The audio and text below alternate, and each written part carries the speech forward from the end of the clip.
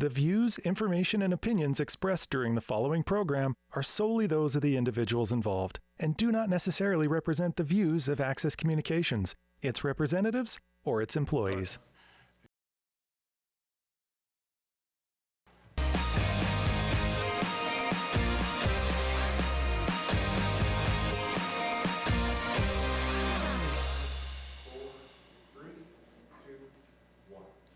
Good evening, ladies and gentlemen, and welcome to the regular meeting of Weyburn City Council, held in the Council Chambers at 6 p.m. Monday, June 27th, 2022.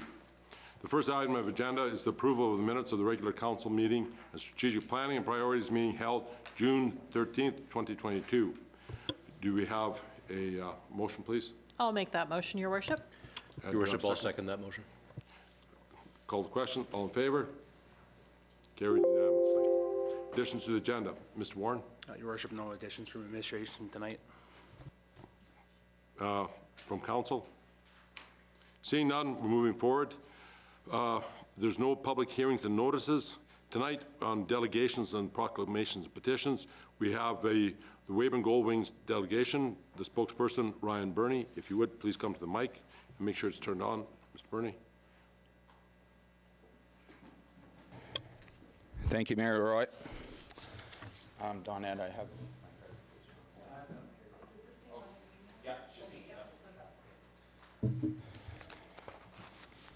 I also brought hard copies as well for all the councillors. Do you want hard copies or? Sure. Yeah, for sure.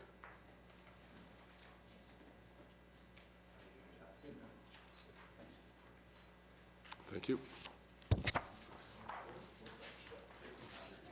It's another reason why we don't let people walk around up here. Sorry.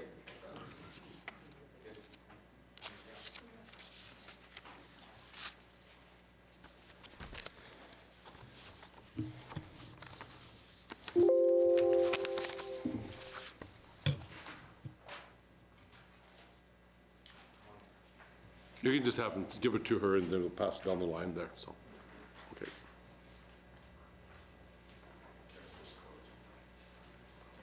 Thank you.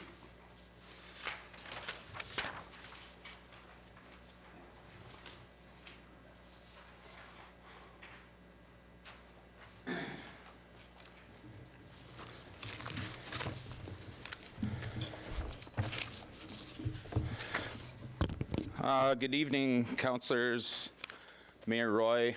First off, I'd like to thank everybody for allowing us to present to you today. We're here representing the U18 female midget hockey team, Weyburn Goldwings. As I dig into my presentation, you'll see we've tried to put as much information as possible to help you guys make a decision at the end of the presentation or next meeting or however that works. Thanks for all our supporting cast for coming. As you can probably see and tell, I'm going to be a little nervous whenever I present right off the hop.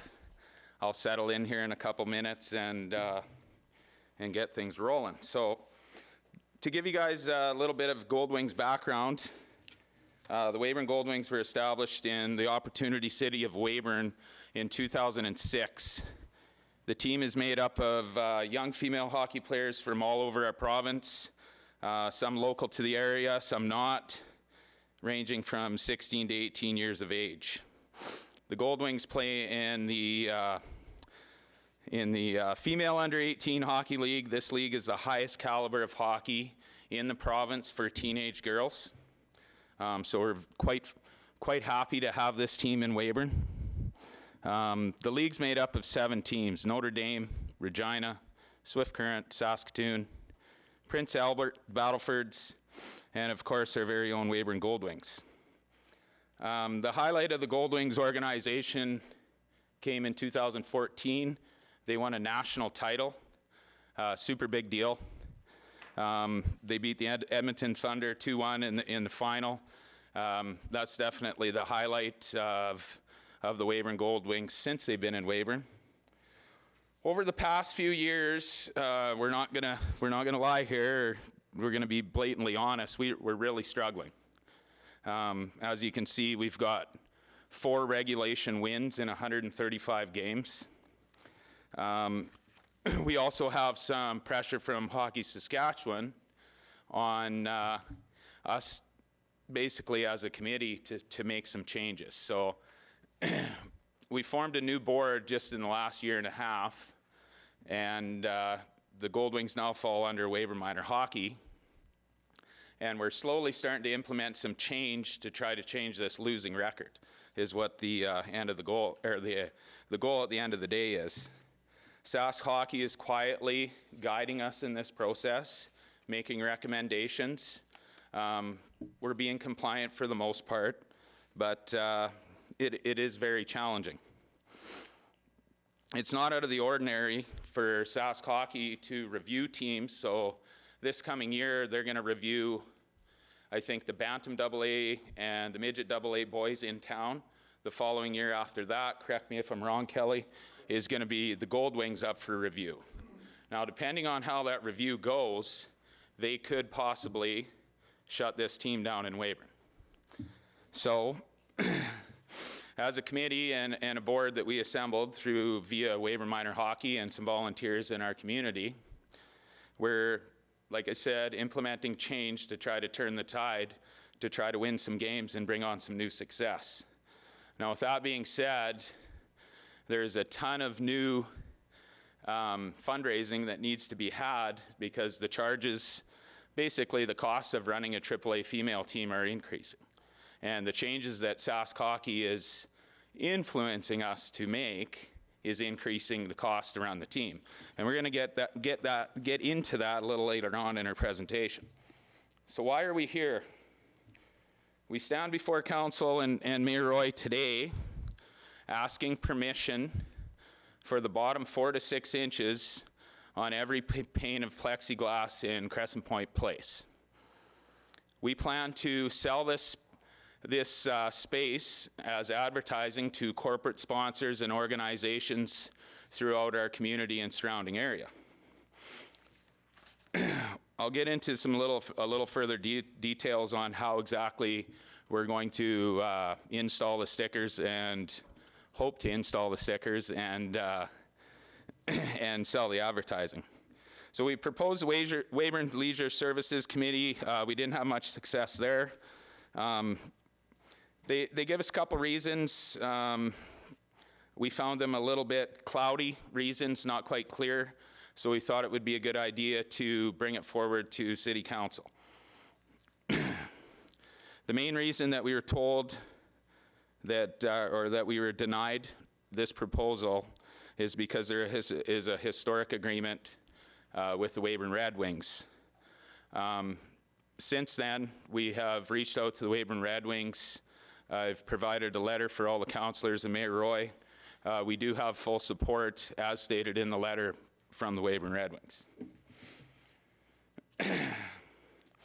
We've been raising money in Weyburn. I've been here, I think, 8 or 9 years. Can't remember. I don't think it's 10 quite yet.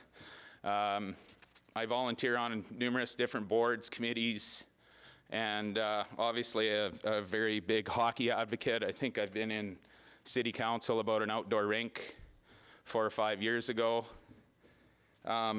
And just all the historic ways that we're raising money as a minor sports organization, they're getting dated. They're getting very expired. We've been doing the same old thing, selling the ice, selling the boards, selling the jerseys, doing bottle drives, battery drives, hay bale drives, selling 50-50s, raffles, and they're somewhat getting a little bit boring. So the whole point of this proposal is to bring a new fresh idea into our community, which hopefully increases our fundraising. The Weyburn Leisure Services Committee did provide alternative ideas to us. We weren't that interested in them because we don't think that they're going to meet our financial goals. And I'll get into our financial goals in a couple more slides. The City of Weyburn's motto is the Opportunity City. We have a golden Gold Wings opportunity to raise somewhere around $30,000 for the organization in extreme efforts to keep this hockey team in our community. The new fundraising details. Numerous rinks and facilities and arenas host plexiglass advertising in our province. They're everywhere. I'm not sure if any councillors or Mayor Roy have been up to Humboldt. It's one of the most advertised rinks in our province. It's got it on the glass, the seats, the doors. There's corporate sponsorship and support from their community on just about every square inch of that arena. So I go on to show how we would do this. So the picture to the left is a zoomed in pictures of United Rentals. They obviously paid for their advertising. The stickers are somewhat see-through. They're a little bit transparent, if you will. And we don't expect them to obstruct any view. If we do get a little toddler in there that's right at board height, he can just move up a seat or two to make sure he or she could see the ice. So the picture on the right is an example of 6-inch advertising right above the dasher boards on the lower 4 to 6 inches of the plexiglass. And as you can see, this rink's got ice logos, dasher boards, and plexiglass advertising. Any questions so far? Potential proceeds in the hassle-free installation and removal. So we did a count inside the rink in February. There's approximately 185 panes of plexiglass suitable, what we find suitable for advertising. This number could float probably 10 or 15 under or 10 or 15 above, depending on some guidance from our city employees or city officials that look after our arena. If we were to sell every pane of glass for $200, this is going to equate to $37,000 of extra annual funds for the Weyburn Goldwings. What a great opportunity for this hockey club. I'll get into a little bit more financial-based and budget-based numbers later on in the presentation, but the $37,000 of potential advertising is a big needle mover on our operating budget for 22-23. Numerous corporations and organizations have expressed heavy interest in purchasing the space. We estimate there is already 25 grand worth of interest at the moment. Again, that number is, could go to up or down 5 to 10 grand. But obviously there's a ton of potential, a ton of interest. I know I work in the oil field. I got a ton of relationships in this surrounding community to bring in corporate sponsorship if need be. With that being said, we are going to offer this to our local businesses, kind of as a first right of refusal. If our local businesses aren't interested in it, then we'll probably stretch our radius out maybe 100 kilometers or so. City employees working at Crescent Point will not be required to install or remove or maintain our advertising stickers. So we went to ProTouch Signs back in February. We sat with them for a couple hours. We came up with a plan, basically, make sure we got a sticker that can withstand the cold so they're not peeling off all the time. We're purchasing a fairly high-end sticker for about $25, and ProTouch Sign did come to the tables for us and said that they'll basically, as a sponsorship or a favor to our organization, they'll do the install and the removals for the $25. So great deal, and thank you very much to ProTouch Signs. Again, the advertising will not obstruct view anywhere. We don't have a whole lot of fans or crowds standing around the boards, except for in the four corners. And again, most of the time those are adults, so unless you're 3 to 4 feet tall, the stickers will not obstruct any view for any fans. So the changes that we've been going through as a Goldwing committee in the last year and a half have been significant. In the last year and a half, Sask Hockey mandated that all U18 AAA midget girls teams fall under their own associations. So as of a year and a half ago, the Weyburn Goldwings ran as an independent organization and or team. Now they fall under Weyburn Minor Hockey's umbrella going forward, and that was mandated by Sask Hockey. So we took over, I also sit on the Weyburn Minor Hockey Board. We took over all the finances, but we do separate them out from our regular Weyburn Minor Hockey financials because they do have the most largest budget under Weyburn Minor Hockey. They bill it in town like no other team does, so we run it as kind of a separate business/hockey team, if you will. So in that year and a half, we've increased our frequency of prospects, ID camps, and skates. What we're looking for here is we're trying to increase the traffic of the girls that come try out for the Weyburn Goldwings. It's been depleted in the last 4 or 5 years, and we're trying to beef those numbers up. The theory there, the more girls that you get to tryouts, instead of 20, we want 60, 70, 80. Then we can, hopefully pick the highest skilled girls and be more competitive. The last 4 or 5 years, the tryout numbers have been heavily reduced. We've been struggling to get those numbers. Last spring was the first time we did an ID camp, I think in 2 or 3 years, and we had like 90 girls out, ranging from a birth year of 2009 down to 06 and 07. So really good turnout, and that also created a little bit of revenue for us. We did charge every girl that attended $40. So we did take that opportunity of the skill and the talent coming to try out to Weyburn.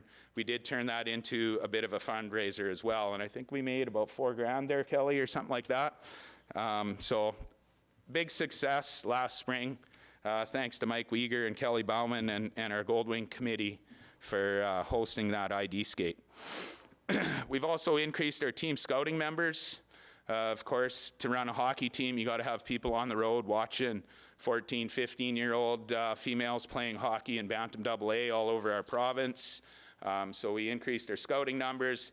They hit the road. They're having conversations to try to influence girls coming into our community. Specialized instructors were brought in last year. Power skaters, Casey O'Brien. He's a very, very well-known skills coach all over the province of Saskatchewan. We also brought in Dan Wappel for a goalie instructor. Again, we're trying to increase the talent to increase our success on the team. Probably the highlight of last year was our new hire, Coach Shandy Kipe, who's in the room tonight. She comes with a wealth of experience playing some Div 1 college hockey down in the States, then coaching at a university level in Lethbridge, Alberta, and also winning CIS Coach of the Year. So we're super excited that Shandy's jumped on board with the Goldwings organization, and this is probably the biggest key to our success going forward. I'm sure everybody in the room has been affected in the last year and a half with inflation, whether you're fueling up your car, pulling over in some town, renting a room. Meals are up, hotel accommodations are up, gas is up, diesel's up, transportation in general is up. Inflation is obviously becoming a huge problem in not only Saskatchewan but Canada. Travel expenses for the Goldwings is our biggest expense, and we're forecasting a 25 to 35% increase. We don't really know where diesel fuel is going to go, but we expect to be somewhere in the $2 to $2.50 a liter for diesel, which last season we had the luxury of paying 85 cents for diesel. So when you put these girls on a 50-person bus and hit the road, those costs are heavily inflated, as well as meals and hotels. We also had a bump in insurance and ice time fees. Not a huge deal. The ice time, we probably got some of the cheapest ice, thanks to the people in this room, in our province. Weyburn ice is very, very reasonable, and that's a big help for all of Weyburn Minor Hockey and teams in our community. Low attendance been a bit of a struggle. Of course, when you win 1 or 2 games or 0 games in a year, not too many people are going to come out and watch you, because they pretty much know the end result before they show up. So when we can't put bums in the seats of Crescent Point Place, we don't get that 10 or 15 bucks at the door. We don't get that 10 or $15 of 50-50 tickets. We don't get selling burgers and hot dogs at the concession. So low attendance has been a very big challenge for the Gold Wings, and we are thinking that that's due to our competitiveness. So if you're not winning, people aren't coming to watch. High-end coaching staff in efforts to increase the success of the team. This year was our most successful season in the last 5. We won a few games. We did see improvement percentage-wise. It would be like 400 or 500% improvement with our success. We do thank Shandy Kite for coming in mid-season. We did hire a coach from North Dakota. He hung around for about 3 to 4 months, and then he took an offer down in Williston, North Dakota, to go coach some, I think, Div 3 college boys. So he gave us lots of time to react. It was a very civil exit, and we owe some thanks to him because he did have a glimmer of success. Shandy comes in, takes over, changes, implements some new drills, some new coaching techniques. We win a few games at some tournaments. We win a couple league games. Everybody on the committee is obviously seeing some improvements with the organization. So pretty happy about that. The line items above have increased our operating budget from about $190,000 to about $220,000. So again, the numbers that I got in my presentation hopefully put it in perspective of how big a budget this team actually runs. So our normal Weyburn minor hockey team, me being a coach of U13 AA, Adam AA in town, we operate on about $6,000 to $8,000 per year. The Gold Wings, they're tickling, pretty much $200,000 per season. So $192,000 was our operating budget last year. We're already forecasting $226,000 for a operating budget with the increased cost of transportation, accommodation, and some coaching salaries. So I do have an operating budget. I didn't get this to Donette. I don't know if you guys want to see this or not. Is that okay, Donette? But that's okay for now. You can leave it with Donette and then she'll leave it here if he wants to pass it on. So with that $30,000 of forecast or increased forecast budget, we do have to obviously find new ways to bring new money into this organization, and that's why we're here today. As for community support, community influence, the Gold Wings' success counts on additional funding and the support. The female Gold Wings influence all female hockey players in our community.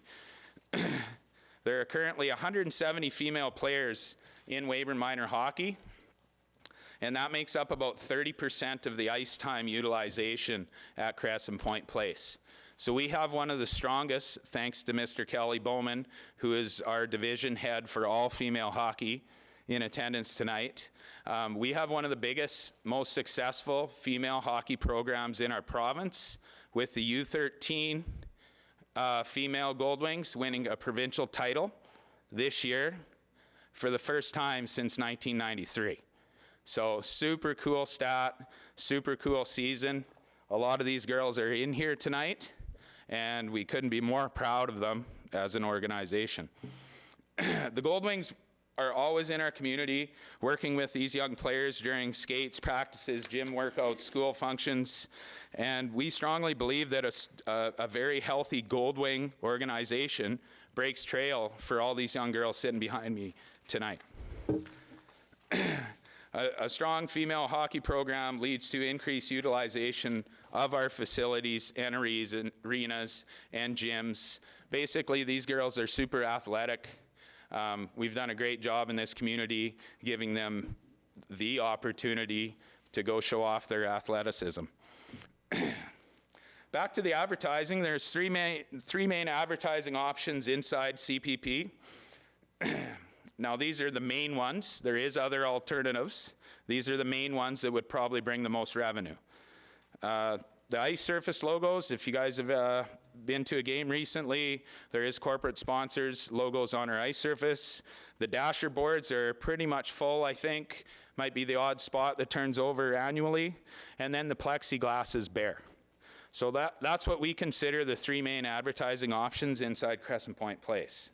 Our Weyburn Red Wing friends have access to the ice surface and the dasher boards, which is standard for junior A hockey in our province, for the host team to have the dasher boards and the ice surface.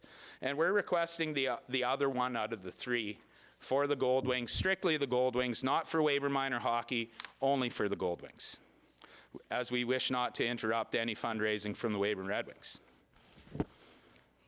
In summary, in order to keep this Gold Wings program in our community, we need additional funding. As I've laid out earlier on in the presentation, expenses are up. We ran a $26,000 deficit with the Gold Wings last year. If we do that 2 more years in a row, we're broke. We're done. To put that in perspective. With the new addition of Shandy Kipe as head coach, there's a ton of optimism on our committee. We believe the team's future is considerably brighter. She's already been working her butt off the last 4 months after the season's ended. She's got new players. She's been scouting. She's been talking to dozens and dozens of girls around our community, inside our community, and all over our province. So we're really excited of the potential team she's going to put together this year. And with all that said, it does require extra fundraising and extra financials and extra funds to make this all go around. As you guys can see on the operating budget, last year's operating budget was exactly, I think, $192,000. This year we're forecasting, under the yellow highlighted on the right-hand side, $226,000. So a $30,000 bump. Our proposal today has the potential to raise $37,000. That's if we sell it right out. We're expecting to, and that basically makes us whole on our budget, creates a strong Gold Wings organization going forward. These are annual fees, so we don't expect our budget to increase past what our fundraising goals and efforts are this coming season. Is there any questions? Dick? Councillor? Thank you very much, Ryan, and thanks for coming. Yes. The Gold Wings are a very important part of this community. Your background, I'm going to add to it because you forgot to put in 2016 the Nationals was held in Weyburn. Right, the ESO Cup. And I worked at volunteering. It was great hockey. Yeah.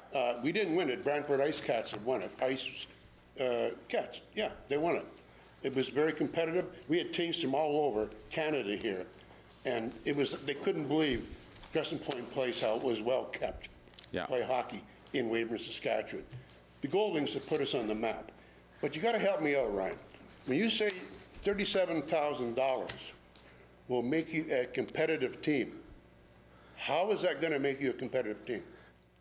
Well, we ran a $30,000 budget because we brought in skills coach and extra resources, goalie coaches, and our new addition of Shandy Kipe. She has a very extremely reasonable salary for her skills as a head coach.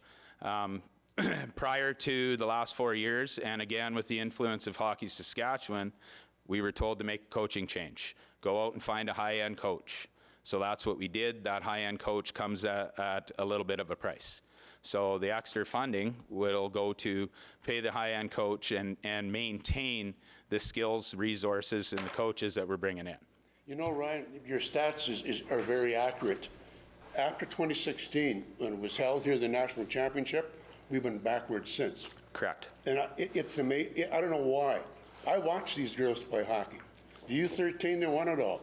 I've been to some of those games. Yep. Thank you for coming. Coming up. And that's impressive. It's encouraging. But the Weyburn Gold Wings now, they work hard. Yeah. Every shift, they work hard. They need a couple snipers, like Jamie Blunden in his day, Yep. you know. Oh, sorry, Jamie. But no, Yeah. but you need somebody, but they work hard. And I watch them play, and don't hang your heads because you perform very well. Yeah. But what you're giving us here, you know, and I always when you call me, the word compromise always comes up, and you know that, Ryan. Yep. And I still think something can be worked out with our administration team. I don't think we're going to make any decisions tonight, but I mean, thanks for coming here and sharing this with us.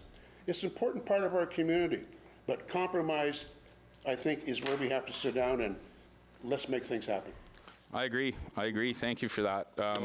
Laura? Sorry, Ryan, did you have anything else you wanted to add? Pardon? Did you have anything else you wanted to I was just going to say, with the up-and-coming talent, these U13 girls, U15 Bantam AA had a very reasonable year. We do have a lot of community talented girls, female hockey players coming up that are going to be heavily influential on the success of our team. Our job as a committee is to make sure we got a team by the time they get there. That's our biggest concern. Go ahead, Laura. Thank you, Worship. Thank you, Ryan, and to all of the coaches who, put in their time, whether you're paid or not, and you're giving your time. Anybody who takes some time out of their busy schedule to make any sort of impact on our young people is fantastic. Just getting down to some numbers, the Sask hockey regulations, are all of the teams in Weyburn, or not in Weyburn minor hockey, but in minor hockey, is it mandatory for them to have the goalie trainers brought in and the specialized instructors, or is it just certain levels? So how it works, when a female U18 hockey player comes to our community to play hockey, number one, we're going to charge them to play in Weyburn. And that charge comes with certain expectations from the parents. Why would I send my daughter to Weyburn to play hockey? Well, because we got a goalie instructor, we got a CIS level coach, we have Casey O'Brien and skills coach on ice, once or twice a week. So that's what parents want to hear before they send their child somewhere to play hockey, or they're leaving home, right? So we have to make sure that we got high-end billets, high-end facility, the training's there, or they just simply won't come. If I might, Your Worship. Is Sask Hockey providing any support for any of these mandatory regulations that are coming in, because you do have to foot some more of the expenses to bring in the special training? No, Sask Hockey provides guidance with how teams are ran at this level. They don't necessarily have regulations to follow necessarily on the skills aspect or how the team's coached or organized on and off the ice. They do, well, Weyburn Minor Hockey does have policies that the financials have to be ran fairly tight, and obviously there's some fundraising efforts. And then there's also a big regulation of these girls putting in so many community hours, right? Working with young girls behind me, being out in the schools and the community helping out.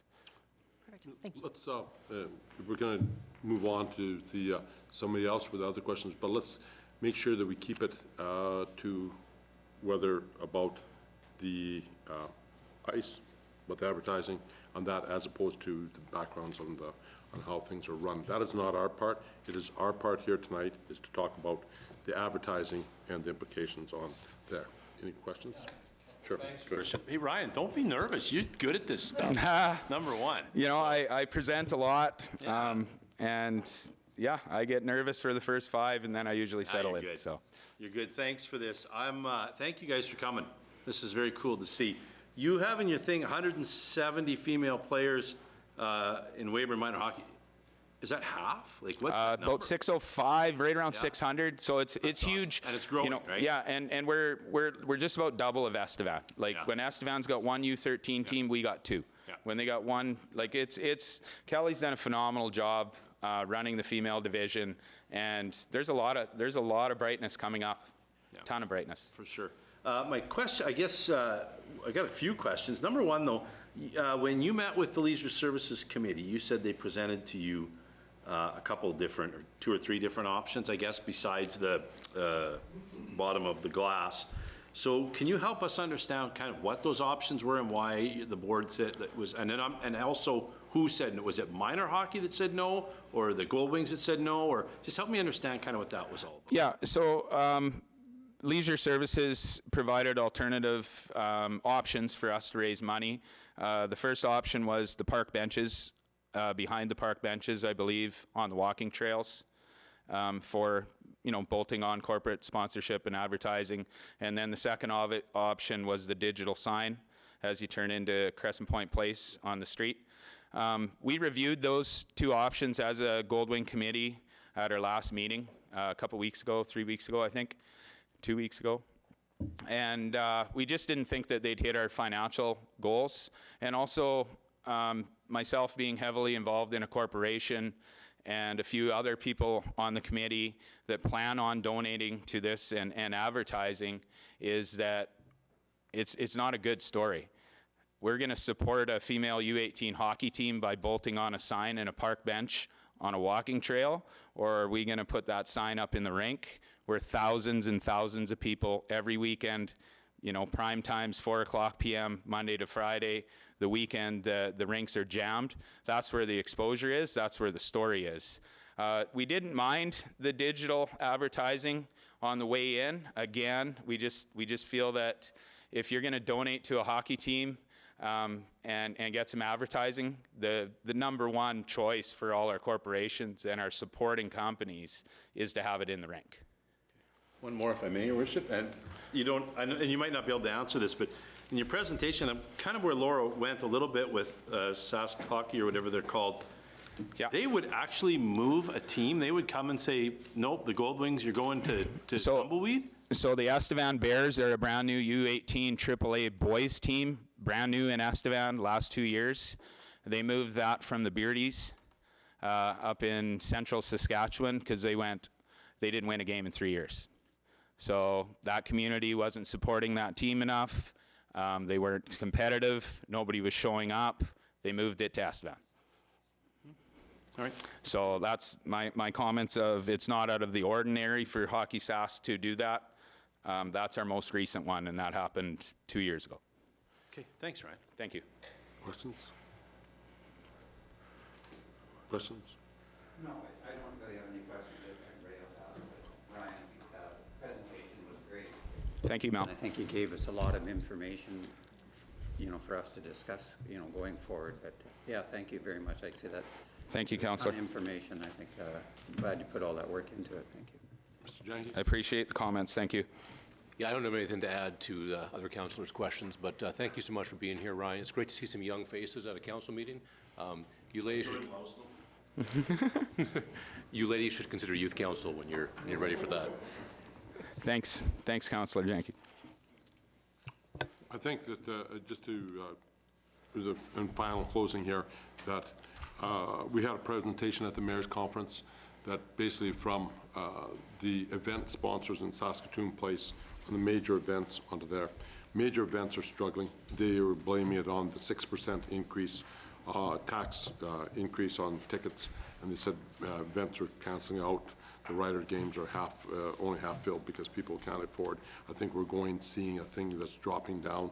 We have to support at our local levels, and with that, I think the local teams are the ones where it's still going to be able to go forward. Major events, I think, are going to be in vast amounts of struggles, according to what was presented to us at the mayor's meeting. With this one, I would take it that we're going to take this as presented here, and then we're going to discuss this, and then we'll go and get back to you within reasonable. Thank you, Mayor Roy. If I could just close with one further comment. Our community did have a historic goal, a little bit of a dated goal, to have the plexiglass sold and installed by July 1st. I realize that date isn't realistic anymore, but time is of our essence. We don't have a ton of time. We're going to start skating mid-August. So if I could leave with the comment that a decision sooner than later is muchly appreciated from the Goldwing Committee. And that's noted that time is of the essence, and we'll work with that on that. Thank you very much. Okay. Thank you. We appreciate it. And thank you, everyone sitting here. I appreciate that. And you're free to go if you wish. Thank you. Unless you really want to stay, this is pretty riveting stuff. Yes. I should have added, in court, you also have to remove all your hats and no gum chewing. But we won't run it quite that serious.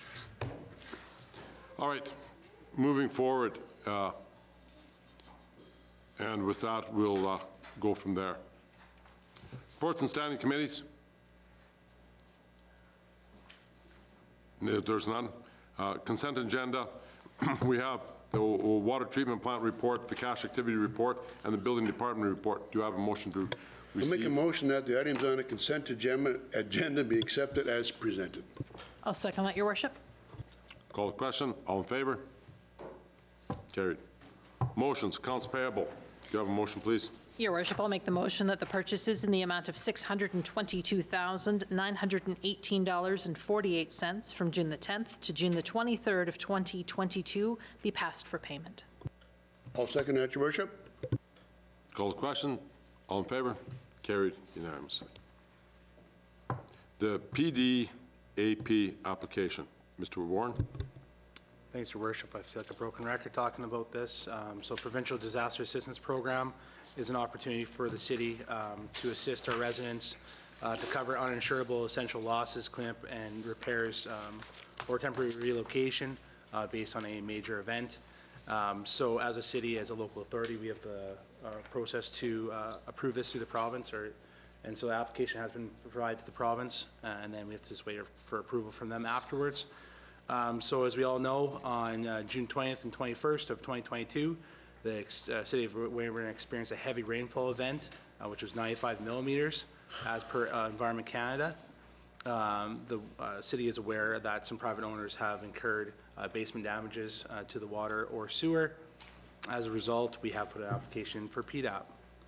So there's no financial responsibility for the city to designate. In order to submit an application and be designated as an eligible assistance area, the province of Saskatchewan requires a resolution stating the City Council supports the application. So I already have put an application into the Ministry of Corrections, Policing, and Public Safety for approval. So again, PDAP is not intended to compete with private insurers or provide full compensation to those who incur substantial loss or damage to a property. So its assistance may be provided and bring properties back to pre-disaster conditions only. So if approved, the province of Saskatchewan will provide the City of Weyburn with an information package, including application forms. Application forms would be made available to residents on our city website and at City Hall. Residents would be given information on how to apply through news release, social media, and through our city website. So we currently actually have a website already posted. I've already actually had some changes to that website after this is approved to make sure that we have that proper information up for everyone to know how to apply for that event. The one thing I should point out is that it's for anything that happened on the 21st for damages. Residents would have 6 months of that date to make the application, so applications would have to be in by December 21st of 2022. And all work would have to be done by, all approved work would have to be done by June 21st of 2023.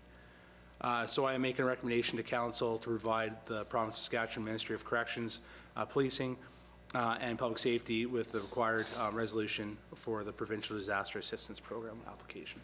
Do you have a motion, please? Your Worship, I'd make a motion that the City of Weyburn apply to the Ministry of Corrections, Policing, and Public Safety to be designated an eligible assistance area under the Provincial Disaster Assistance Program, which provides financial assistance for restoring essential services and property as a result of the substantial damages caused by a heavy rain event on the date of June 20 and 21st, 2022. Your Worship, I'll second that motion. Discussion? I know that we had substantial losses on certain people. That was an extremely heavy rain, and our city was able to take a little bit better than the last. We were prepared, and we are taking other steps to make sure that we are insured. We are looking at other things to make sure if this happens again, that we can still mitigate even better. But for the present time, we need a motion. We have this motion on the floor. All in favor? Carried. Thank you. And again, thank you to all the city people and all the outside industries that helped us get us through those tough times there, all the oil industries and such. Audit financial statements. Director, Ms. Al, if you would, please. Good evening. So the City of Weyburn has its 2021 audited financial statements that were recently completed by Grant Thornton. So Grant Thornton has provided us with a qualified opinion This can be found on page 2. This is due to the benefit of our accumulating non-vesting sick leave as of December 31st. So management is of the opinion that we should not record this estimate as an accrued liability. So this is a departure from Canadian GAAP, so our public sector accounting standards. So they have provided us with a qualified opinion. So the reason we do not record it is that people or employees, when they leave the city, they are not entitled to this benefit. So that's why we don't have it listed as a liability. So with a comparison of the 2021 budget to actuals, so our budget, we budgeted 22.7 million in revenue and 25.8 in expenses. Our grants were 640,000, and that shows on our financials as a deficit of 2.4 million. Our actual is 23 million for revenue, 23.9 million for expenses, and 1.7 in grants. So that results in a $500,000 surplus. So with our budget, we budget on a cash basis, so that our financials are on accrual basis. So due to the internal transfers, amortization, capital purchases, note 2 shows the calculation to get us back to our cash balanced budget. And that's on page 13. So the main reason for our revenues being above budget would be some extra revenue that came in through the Credit Union Spark Center after it opened. And the landfill revenue was approximately 200,000 above budget. So with our expenses, we budget our principal repayment on the loan as an expense, and on the financials, it goes against the liability, so it's not expensed.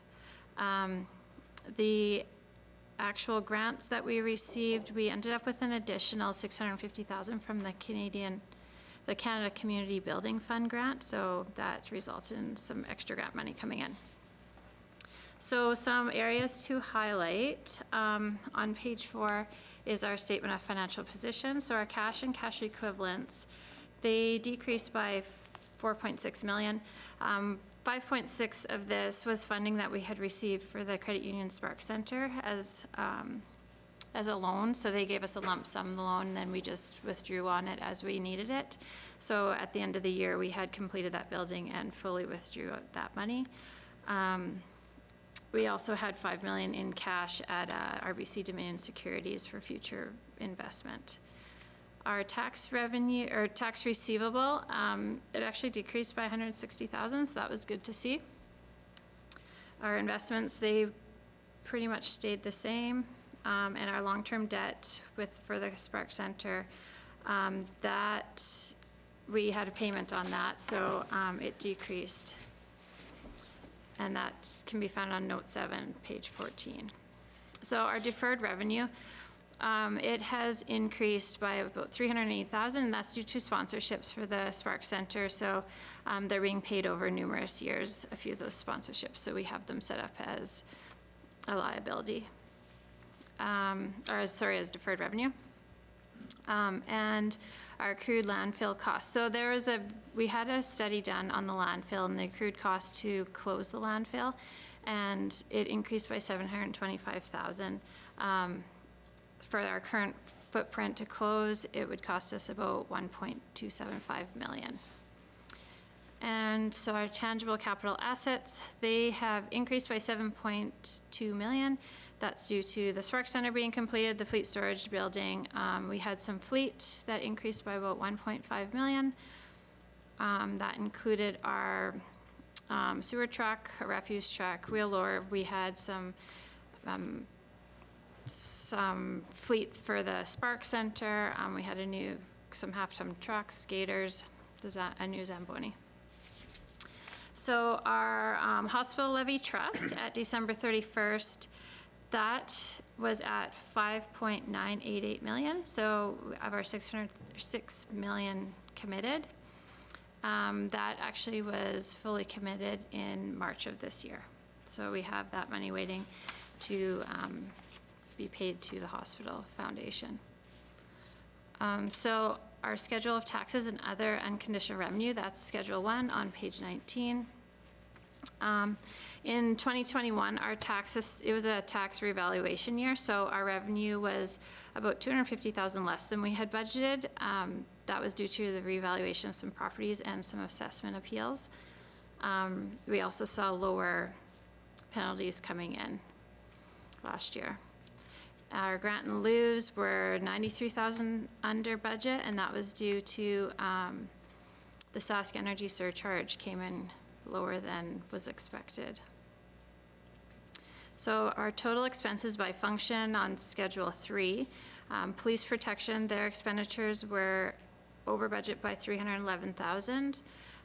Fire protection, that they were over budget by $54,000. Those are primarily due to truck repairs and the brigade having higher costs, mostly due to COVID and some extra training costs. The environmental and public services, they came in over budget by $140,000. So a lot of it had to do with the landfill closure cost that it was about $700 over budget. However, we had quite a few professional fees that were under budget due to some projects being carried over and not completed, so that offset some of the extra expense. Our utility services were under budget by $330,000 due to professional services not completed, and therefore there was a decrease in some of our maintenance and materials costs. So our schedule of accumulated surplus, this is on Schedule 8, and that's our reserves. It decreased by $4.8 million, and that was mostly due to internal loan advances for our capital, and we do have those loans set up so that the departments will pay back into the reserve over time, and also some of the carryover fleet purchases from prior years. Those went into reserve last year, and then they came out this year. So that's about it. Our audited statements and our public accounts will be available on our website if all is approved. Do you have a motion, please? Your Worship, I would move that the 2021 audited financial statements and 2021 public accounts for the City of Weyburn be accepted as presented. Second. I'll second that, Your Worship. Questions? Go ahead. Thanks, Your Worship. Laura, I appreciate your work. I do have a couple of things. I know we went through quite a bit of this last time, but one that jumped out at me too, I guess, if I could. Number one, the fluctuation from the reassessment, about $250,000. Do you know, and I know these might be unfair questions out of the blue, was that largely on residential or non-residential fluctuation? Some of it was on commercial, and also some of it was on other commercial classes that they had such a decrease in their assessment that we couldn't charge the amount that we had budgeted to charge. Right, but very little of that was on changes in residential property assessment. It was mostly non-residential. Yeah. It was mostly on commercial. Right, yeah. And that's, could we attribute that to the long cycle that happens, the 4-year cycle? Yeah. Is that fair to say? Okay, thanks for that. Second one's the next one down. I apologize for not knowing this. I feel like I should. But how does that grant in lieu of taxes from Sask Energy get calculated that it could change that much? So we get 5% of their charge within the city. And so what we had budgeted, I guess it just depends on the energy being used within the city. So there's less energy being used, so we received less. Not less energy being used by the city, less energy being used in the city. In the city, yes, sorry, in the city by residents. Okay. We get the same thing for power. Right. Yeah, thanks. I want on that point, I want to make sure that people understand what this grant in lieu is. This grant in lieu is a tax that is put on to onto your power bills and your energy bills every time. So it's an additional tax that you're paying. The government just collects it, the energy and power just gets collected and then gives it back to us.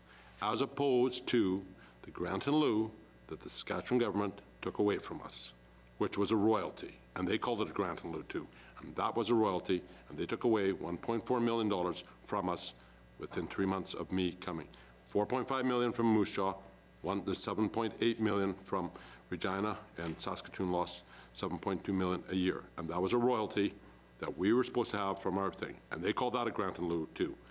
This grant in lieu is not what the royalties we got. Right, this is separate. Yeah. This is totally separate. I want to make sure that people understand that we still have lost 1.4 million. The Saskatchewan government took 1.4 million away from us for every year that we've had, and would have increased too. They took that from us and plus other cities. Go ahead. Thank you, Your Worship. I just have one question. The grant money, the additional grant money that we got, 600,000 or whatever it was, is that targeted money? Has to be spent specific? Yes, I believe it was. I think did it go towards the fleet storage? No. Or the credit unions, I can't remember offhand. Yeah, that funding went towards the Credit Union Spark Center, and then we also had funding going towards our local improvements. Right, but it's a targeted fund That's that correct. you get. There's a requirement from the federal within that to have it laid out that way. Yeah. Other questions? Seeing none, call the question. All in favor? Approved. Weyburn Police Service budget overage. Do we have, who's going to speak to this? I guess, how do you want it? Is that the question, Laura, I guess, is how much overage that we have to approve? Okay, so there was a $311,000 overage, and on the Police Act, they have to get permission to have an overage based on how the Police Act is written. Okay. Is that correct? So I have to open it for questions. There, do you have a motion to approve? Who's got the motion? I do. Your Worship, I have that motion.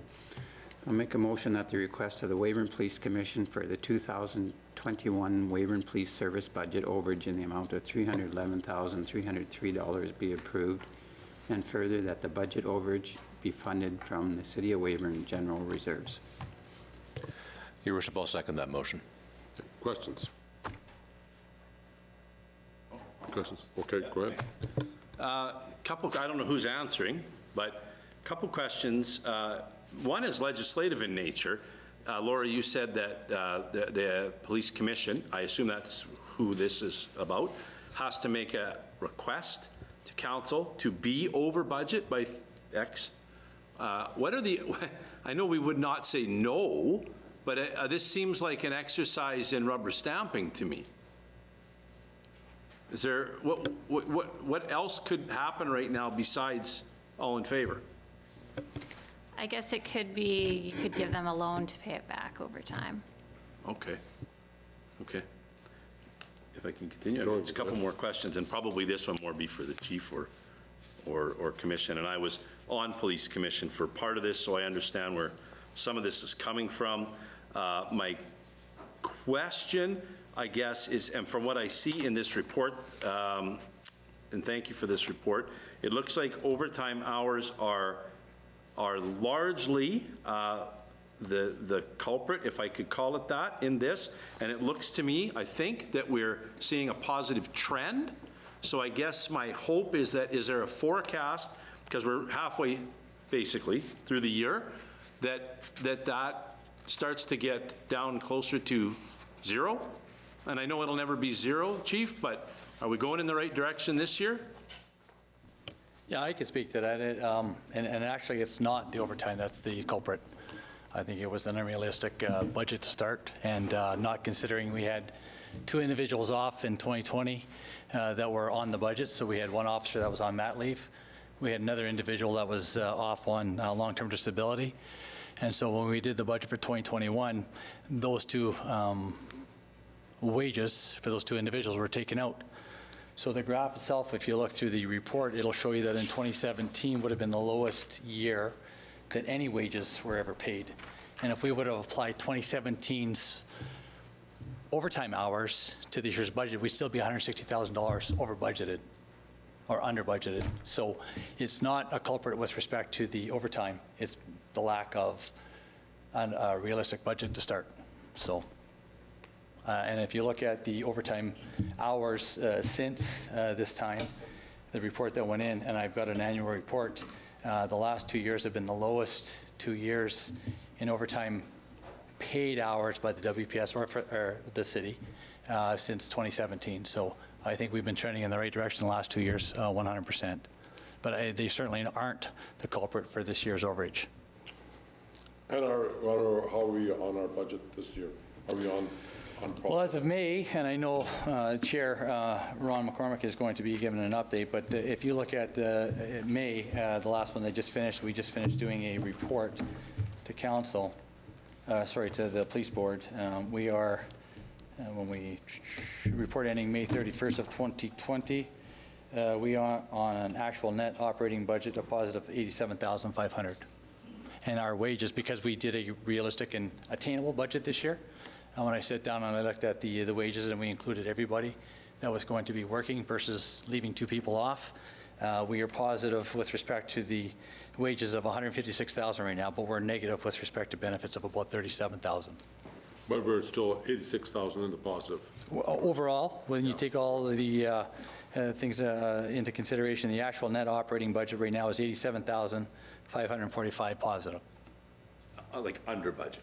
Under budget, yes. Yeah. Thanks, Chief, for that answer. And to answer Councillor Richard some of your questions also, that I know we've definitely focused as the Police Commission, at trying to reduce and minimize our overtime hours.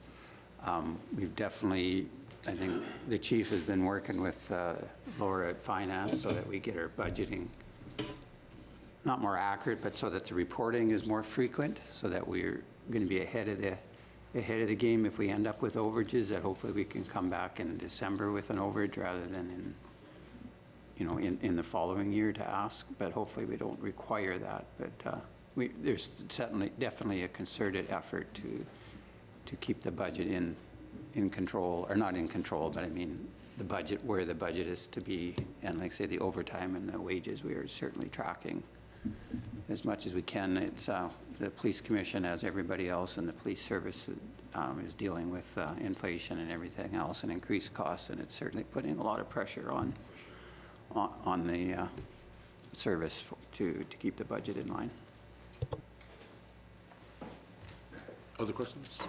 I guess I just want to make, again, coming back from the mayor's conference on that, speaking with other mayors on that, the ones that have, I know we look at our 300,000 overage here. The cities that have RCMP onto there, Swift Current, Battleford, Yorkton, they are being asked, because of the recent settlement, they're being asked to pony up anywhere from $3 million to $4 million onto this. And one of the Estevan councillors at a past mayor's meeting said, if the province is talking about paying that for these cities, then why are our cities who are running city police not getting paid for the past 3-4 years of increases in wages too? So we'll have to address that and see where the province ends up into that. So policing is expensive. We're trying to keep it into as just a line as we can. Yeah. Just for the benefit of council, I know we're at the table right now asking for the coverage of 311,000, but I'm not sure how many are aware, like, where we sit with respect to budget compared to the other 6 agencies within Saskatchewan. And I think we've got a very reasonable police service that has a very reasonable price tag attached to it. We look at just south of us, Estevan. I mean, Estevan is a city that's smaller in population now, and they're also smaller in geographical area. And yet they have a $1.5 million more in expense budget than the Weyburn Police Service does. So we do have a very reasonable police service. And so even coming to the table today with a $311,000 deficit where we have to ask for that money, we're still $1.2 million less in expenses than what Estevan has available to them. So if that puts it in perspective, I don't think what would, so. Thank you. Okay, call the question. All in favor? Carried unanimously. Thank you for your time. Introduction. There's no introduction of bylaws, no unfinished business. There's new business. The Town of Whitecourt has a request for resolution. There, Mr. Warren. Yeah, thanks, Your Worship. So there's a letter provided from the Town of Whitecourt, which is in Alberta. So they're looking for endorsement of to FCM for a resolution about federal support for Canadian consumption of Canadian oil and gas resources.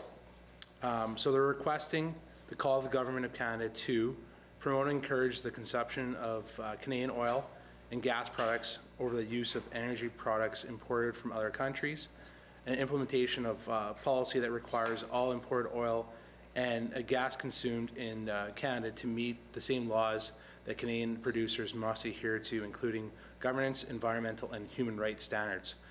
So what they're looking for from City Council is endorsement of this resolution going back to FCM. They're looking for, I believe, a second municipality to support them on kind of pushing the Federation of Canadian Municipalities to target more use of consumption of what we do here in the country. Councillor, is anyone willing to make a resolution towards that? Motion towards that? Support? Mr. Janke? Your Worship, I would open the debate on this by saying that if we want to see a reduction of greenhouse gases and cleaner oil being used on our planet, then we should be doing that in our own country where we have control over it. Canada has the highest standards in the world, as I understand, of environmentalism around oil production, and we're doing very well at that. I don't know why we wouldn't want to support this kind of thing at a very high level. Now, I wouldn't necessarily say this one in particular, but... So again, for the debate on this one, then we can either take this for information and bring it back for a, or we can ask for a motion and then debate it. But if you wish to take it for information now and then bring it back, we can do that. Thanks, Your Worship. Yeah, I think that's the prudent move. I'm not sure. I've been through the submission by the town, I think, City of Whitecourt, and I wouldn't say that I disagree with anything they've outlined here, but I also am not a fact checker for the oil and gas industry. So to put the name of the people of Weyburn on the bottom of the page, I don't know that I'm there today. But as Councillor Janke said, it's a no-brainer to me that we should be doing that. So I would hope that as FCM approaches, that this does gain some steam for conversation at that table. Yeah, well said, Councillor Richards. I think you make an excellent point. We have the resources in our community to fact-check all of this. We have very knowledgeable people who would probably be quite happy to do that for us. Your Worship, I think that to your original statement, we probably should take this as information and take a look at it again once we've had a chance to review it. Are you in agreement? Then make a motion towards that, please.